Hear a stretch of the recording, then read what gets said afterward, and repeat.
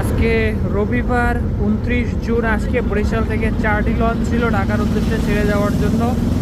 তো 3টি লঞ্চ ছেড়ে যাওয়ার পরে বাকি রইল এমকান 7, যেটিও কিন্তু এই মুহূর্তে 9:29 বরিশাল থেকে ছেড়ে যাচ্ছে। দেখতে পাচ্ছেন আজকে সবচেয়ে বেশি যাত্রী পাওয়া লঞ্চ এমকান 7 রাত্র 9:30 বরিশাল ঘাট ত্যাগ করলো। খুবই বিউটিফুল লঞ্চ এই মুহূর্তে ছেড়ে যাচ্ছে বরিশাল থেকে।